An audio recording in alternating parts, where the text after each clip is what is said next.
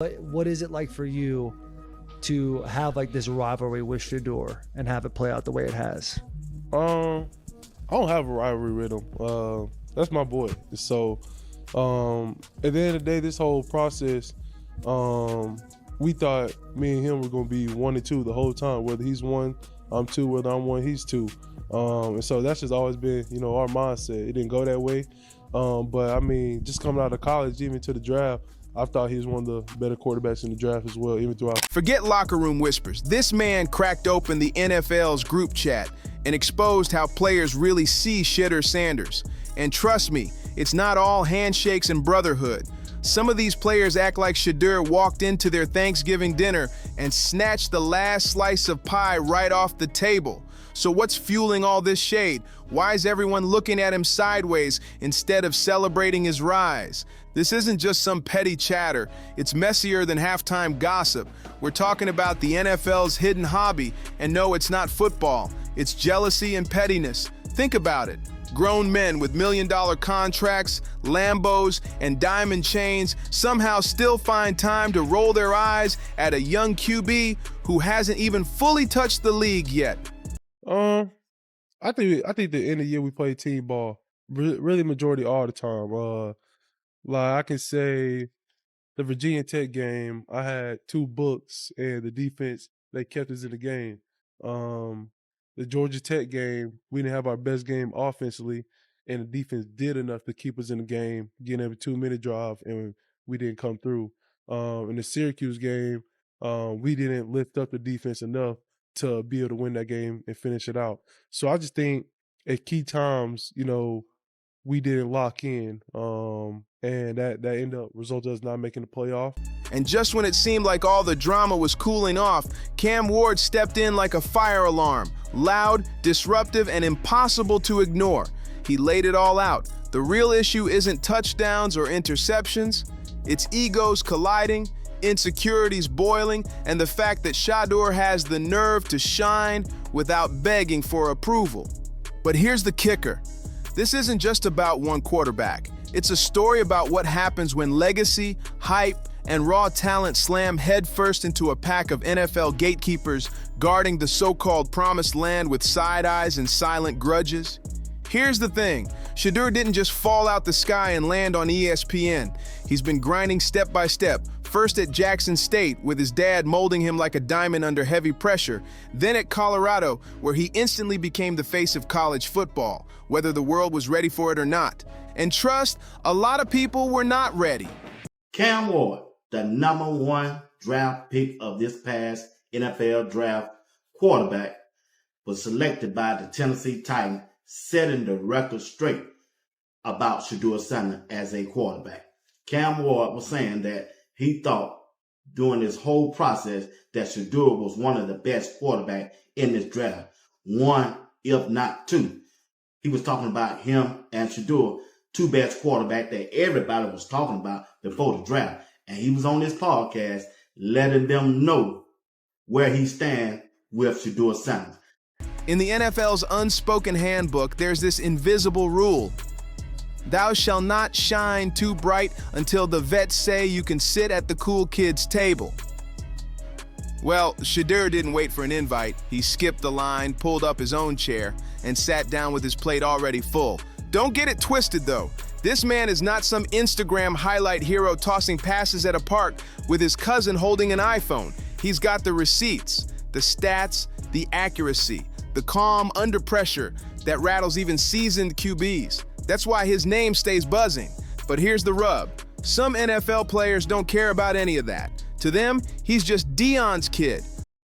I feel a special relationship with him, especially me first getting to know him about 5 years ago when I started working with them when I was at UIW. But it did surprise me because he's a good quarterback. He doesn't get a lot of credit that he deserves, especially the plays that he made in Colorado. A lot of quarterbacks in the country are making those plays. So when he gets his opportunity, I'm pretty sure having soon today, he'll make sure he'll make plays on the field when he gets a chance. The quarterback with a flashy watch collection, the one stacking NIL deals bigger than some teams' practice squad salaries. And that, right there, is why the shade keeps flying. They call him a clout chaser, a rookie who hasn't even played a single NFL snap, but already moves like a brand ambassador with his own commercial deal. To some players, all that spotlight doesn't feel earned. It feels staged, hyped up like his fame was cooked in a marketing lab instead of built on the field. And worst of all, they think he broke the sacred rookie code. Come in quiet, stay humble, stay invisible until the vets decide you exist. Picture this, your boss greets you at a new job and says, "Welcome aboard." Now don't talk, don't smile, don't celebrate, don't even breathe too loud until we give the green light. That's the unspoken NFL veteran code. But Shedeur, he shattered that rule the moment he walked in wearing designer shades, flexed highlight reels like they were TikTok thirst traps, and dared to look like a superstar before the league stamped his pass. Where he's been every time. We both started FCS. He was at, Jackson State. I was at Carter Word. And that's where really we met for the first time with our quarterback coach when we first got to college. And then he's always been, just a great person to be around. A lot of stuff out there on him ain't really, the truth. Mhm. Just because they spin it different ways, like they spin stuff about me different ways. But I mean, I've always thought he was a productive quarterback. I mean, a lot of people may have their own opinion. I have mine as well. But I mean, when he gets his chance, to become a starter, I know he's gonna make the most of it. And I'm ready to get back to work with him. After the season, talk some more stuff to him. Say some crazy stuff. But here's the twist. If he didn't have the game to back it up, this story would have been over already. He'd be another quarterback who fizzled out, just a forgotten name tossed around at trivia night. The problem, the real reason these vets are grumbling, is simple. Shedeur might actually live up to the hype. And nothing burns people more than the guy they doubted actually showing up and proving them wrong. So let's break it all the way down. NFL veterans don't just see Shedeur, they see primetime Shedeur stretching across the league. To them, he's not just another rookie, he's the kid who grew up with cameras flashing in his face, skipping the grind of obscurity they all had to survive. And let's be real, some of that envy makes sense. Most of these vets didn't fly private jets to games as teenagers or stack endorsement deals before they could even grow a mustache. And then comes the social media era, where Shedeur is already a master. He's not just tossing touchdowns, he's curating a whole lifestyle brand. His Instagram looks like a GQ spread, his highlights drop like movie trailers, and every post screams superstar energy. He's promoting himself just as much as he's promoting his game. And in today's sports world, that's not just normal, it's necessary. But try explaining that to old school NFL guys who still think self-promotion is poison. They see Shedeur flexing his NIL checks and flashing his watch collection and instantly think, this kid cares more about clout than football. The hypocrisy would make a politician turn red. Cam Ward is one of the most interesting NFL prospects that I have seen in quite some time. And a lot of it has nothing to do with his stats. Obviously, we know by now he's played at 3 different schools. FCS Incarnate Word coming out of high school, Washington State, and then Miami, where he was the best quarterback in the nation. But throw stats, throw film, throw all of that out of the window. This man has played for 3 different programs, meaning that he's had 3 different offensive coordinators, 3 different O-line units, and 3 different receiver corps, and dominated at every single school. And with a lot of quarterback prospects coming into the draft, they were paired up with first-round receivers. And don't forget, the locker room has its own politics too. Veterans treat it like a medieval kingdom, where rookies are peasants carrying helmets while the vets strut around like knights guarding the throne. In their playbook, rookies are supposed to keep their mouths shut, blend into the Shedeurs, and pray someone remembers their name. Shedeur's not walking in like a rookie. He's stepping in like royalty. He's not bowing to the so-called system, and that alone makes a lot of vets squirm. Now here's why Cam Ward calling this out is a big deal. Cam didn't grow up with the silver spoon. He knows what it feels like to grind for recognition, to fight for every ounce of respect. So when he says NFL players are salty about Shedeur, that hits on a whole different level. This isn't about touchdowns, it's about jealousy, pride, and fear of change. The double standard is wild. When a veteran flaunts confidence, he's a leader. But when Shedeur does it, suddenly he's cocky, arrogant, and only here because of his dad. Funny how the rules shift depending on who's holding the spotlight. The truth is, Shedeur is rewriting the playbook. It's him to be the security blanket, which is what you brought him there for to begin with. You didn't bring him there to lead the Browns. You brought him to be a security blanket in the event that you couldn't find somebody else who could do it. That's why people in Cleveland were looking at it last year. Why the hell isn't he here last year? What the hell you let him get out the door for before you ultimately brought him back after the season he had a couple of years ago? But I do think it's important to bring this one nugget up. I'm looking at the average time to throw for a quarterback last year in the National Football League. Dan, correct me if I'm wrong, but I think it was like at 2.42 to 3.14 seconds, if I remember correctly, based on what I read. He's forcing the NFL to deal with a new type of athlete, one who's both a baller and a brand, a player who refuses to separate the game from the image. That's exactly why he rattles so many cages. If the league was smart, they'd embrace it instead of fighting it, because love him or hate him, Shedeur Sanders sells. He puts fans in seats, moves merch, and keeps headlines buzzing. And Cam Ward's blunt honesty matters because it strips the mask right off the league's double standards. This whole thing proves the pushback against Shedeur isn't just salty fans, it's players too. And let's be clear, it's not because he can't play, it's because he's bold enough to play by his own rules. And maybe, just maybe, Cam Ward's honesty sparks something bigger. Maybe it forces vets to really ask themselves why they feel so threatened by a young quarterback who dares to step in with confidence instead of crawling in quietly. It could even make the league rethink how it treats rookies who walk in with swagger. The amount of absurd opinions that are out there on Shedeur Sanders, why he hasn't played great in the preseason, why he's not being the starter for the Cleveland Browns, it is absolutely off the charts.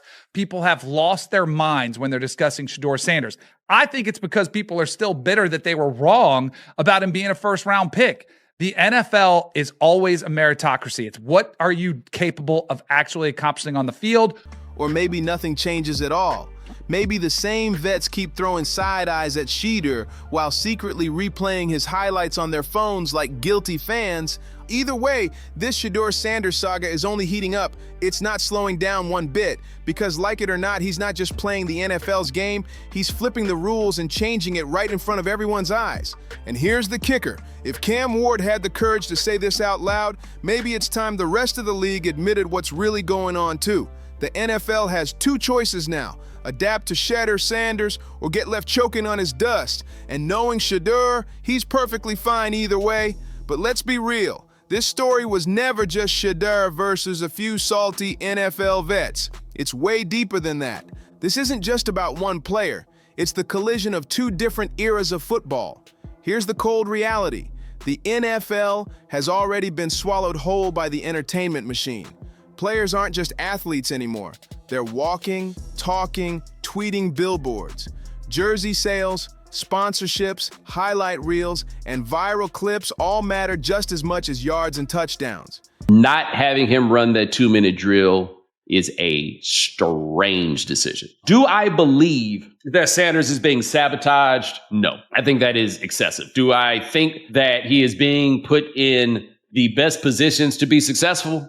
No. But you know why I say that? Because he plays for the Browns. Nobody in that motherfucker is in a position to be successful. What the fuck are you talking about? They're going to start Joe Flacco. I know I've cussed a lot more in this show than I typically would prefer. They're going to start Joe Flacco. Nobody's in a position to be successful. And let's keep it real. If the league truly cared about staying humble, they wouldn't be tossing rookie QBs into primetime lights with camera crews tracking their every step. They wouldn't be cutting million-dollar deals for rookies to sell cars, chips, and energy drinks before they've even completed their first touchdown pass. But Shedeur, he's different. He's not waiting for the NFL to hand him a mic. He already owns one. He's got his own platform, his own following, and an audience that hangs on his every word. And that right there is what terrifies the establishment most. They can't box him in, they can't script his story, and they can't control the narrative. Shedeur Sanders isn't just preparing to play quarterback, he's building a business empire before he's even stepped foot on an NFL field. And that has the old guard shaking in their cleats. And you better believe the NFL veterans notice every bit of it. To them, it feels like straight up cheating. They're thinking, I had to grind on ramen noodles and live in a shoebox apartment just waiting for my first contract. And this kid shows up to practice with a custom watch worth more than my rookie signing bonus. That stings. But here's the wild part. 10 years from now, Shedeur won't be the outlier. He'll be the blueprint. I can't get to the Luke Show podcast fast enough. This what's going on in Cleveland? God. Kevin, you think we all are stupid? You don't think we know football? If you're a football fan, we clearly know what you did. We clearly know that the plays that you gave for Dylan Gabriel, throwing the check down underneath. And all those vets grumbling today will look back and realize they were just fighting the future. That's why Cam Ward's honesty hit so hard. It sliced through the fake smiles and said what everyone else was too scared to admit. He exposed the truth. NFL players aren't just critiquing Shedeur's game, they're critiquing what he represents. A whole new wave of athletes, a wave that laughs at dusty traditions, shrugs off locker room hazing, and refuses to bow to some outdated idea of respect. So yeah, vets might keep side-eyeing Shedeur for now. They might keep calling him a clout chaser, spoiled, or Dion's kid. But here's the twist. Give it a few years and those same vets will be pretending they believed in him from the start, sliding into his DMs, and maybe even begging him for tips on how to build their own brand. Here's the irony. While the vets gripe and groan, the NFL itself is quietly cashing in on Shedeur's shine. Job is to show that everything is okay here and still project that confidence. And His if he father doesn't play, is is everyone else for him. wrong because he doesn't play? If Flacco's getting the reps, or if Dylan Gabriel beats him out, it could happen. They drafted Dylan. Is everyone else just an idiot because that happened? Yes. And you don't believe that. But, you know, guys, here's the facts. Like, all of us in the media who watched the film had him somewhere between the first, maybe the third. There was some disconnect in the pre-draft process. Right. I think Peter's making an interesting nuanced point. When you have an agent, you're getting active feedback that you could react to. Maybe you go back in for another visit. There was some disconnect in the pre-draft process, Gree. The league knows what sells. Drama, swagger, and stars who light up timelines as much as they light up scoreboards. Every highlight reel Shedeur posts, every flashy fit he wears, every clip that goes viral. Guess who benefits? The same league pretending to be concerned about his confidence. That's the game within the game. The vets want him to play by old school rules, but the NFL is already packaging him like a blockbuster movie. He's not just a quarterback. He's free promotion, ticket sales, merchandise, and endless media buzz rolled into one. And that's exactly why he rattles the old guard so badly. Because deep down, they know the truth. Shedeur isn't the end of tradition, he's the start of a takeover. He's proof that the next generation doesn't need to wait for permission, and the league won't just allow it. They'll encourage it if it keeps the money flowing. And that's the part that burns the veterans the most. Today, we got to talk about Cleveland Browns owner Jimmy Haslam, because he reportedly is upset that fans aren't 100% locked in on this team right now. And let's be real, a big part of that is because of Shedeur Sanders. He isn't playing. Now, local journalists are even out here claiming that ticket sales are down, that seats are looking empty right now. I don't know if that's 100% true, because I'm going to be fair to you guys. The Cleveland Browns, that is, loyal and local supporters have been supporting. And I'm going to get back to talking about the Cleveland Browns supporters. The empire they built on sweat and silence is now being flipped into a spectacle where swagger is just as valuable as stats. See, what makes this whole saga so wild is that Shedeur isn't just battling defensive lines, he's battling an entire culture. The old heads want him to stay quiet, take notes, and earn respect the old-fashioned way.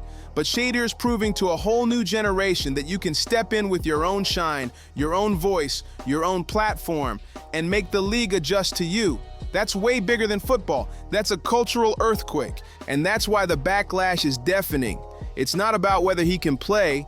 The stats already shut that argument down. It's about the fact that he's bold enough to flip the script in front of everyone.